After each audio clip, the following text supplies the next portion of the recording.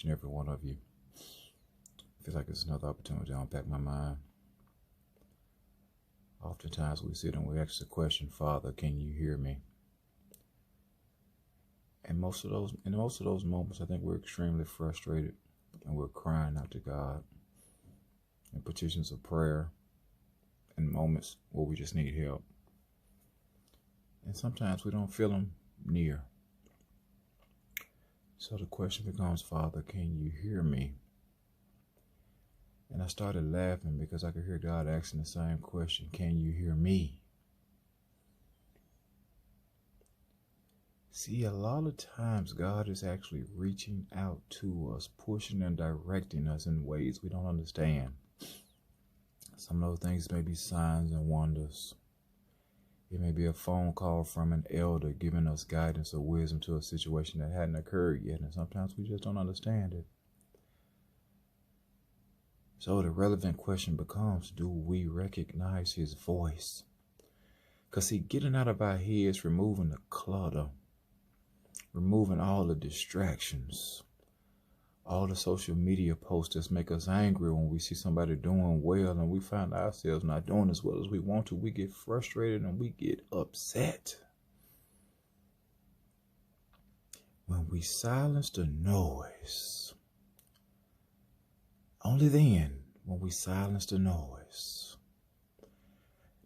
being our critics, the doubters, those who told us we wouldn't amount to nothing and wouldn't ever do anything worthwhile. I'm talking about those family members, y'all, that didn't believe in you, that never supported you, that shunned you whenever you were trying to do something that you thought was worthwhile. I'm talking about everybody who turned their back on you. It was always at your weakest moment, when you didn't know where to turn, when you didn't know who to call on or who to cry out to. It was in your weakest moment, when you couldn't send a text message, when you couldn't send an email, when you couldn't get on Skype, when you felt you couldn't reach out to anybody. It was in your weakest moment. You know what's amazing about your weakest moment? God says, my strength shows up in your weakness. Sometimes we have to get to a place where we are willing to be weak so his strength can show up. Ooh, did you hear me? Sometimes we have to be willing to become weak so his strength can show up. Only then will you feel the true essence and the true power of God, because he allows us to bump our heads. He allows you to walk around and do the things that you think you should be doing, ignoring his principles and ignoring his teachings and ignoring those that he sends to you. He says, go ahead. I love you, but I can't force you to love me. And as long as you got your back turned from me, you can't seek me and look at me to my face. So go ahead. But only when that thorn is placed in your flesh and you start to feel the pain of being alone, the pain of feeling abandoned, the pain of being distraught, the pain of being depressed, the pain of being frustrated, the pain of consistently having your body misused and mistreated, having people talk to you any type of way. When you get tired of the pain and you finally decide to become weak, that's when his strength shows up.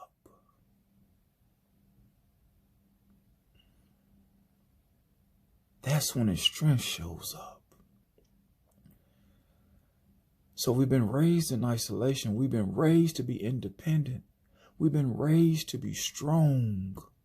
We've been raised to be focused. But was the focus misdirected? I'm convinced that the focus the whole time should have been on the Father who could have led you to the Son, who could have led you to a precious gift that indwells you and makes you strong and covers you in times of weakness.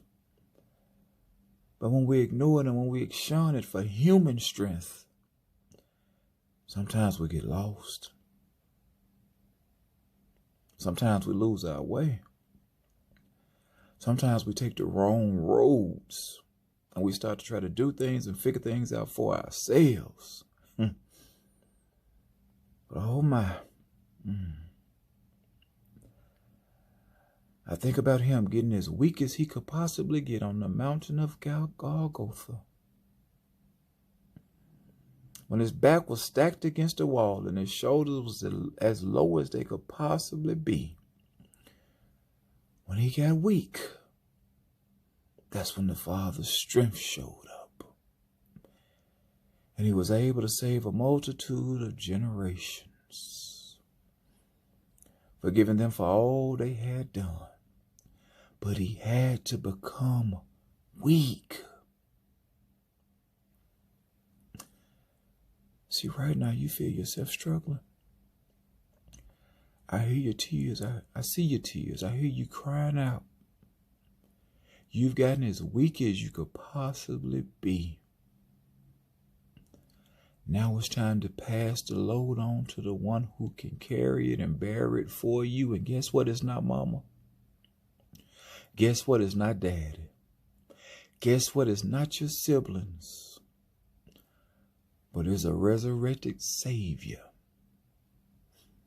that's willing to pick you up and pick your load up and put strength in your back and strength in your knees.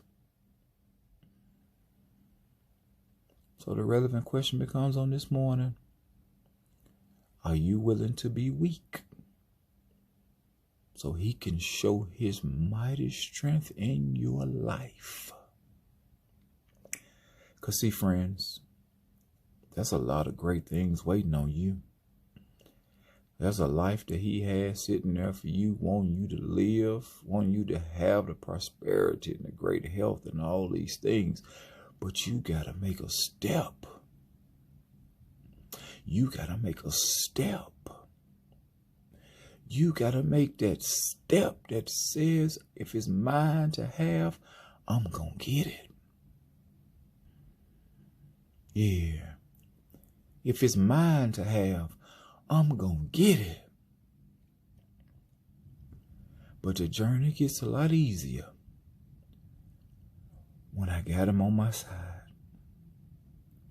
The journey gets a lot easier when I got him on my mind. The journey gets a lot easier when I got him in my heart. The journey gets a lot easier when I don't have to be so strong.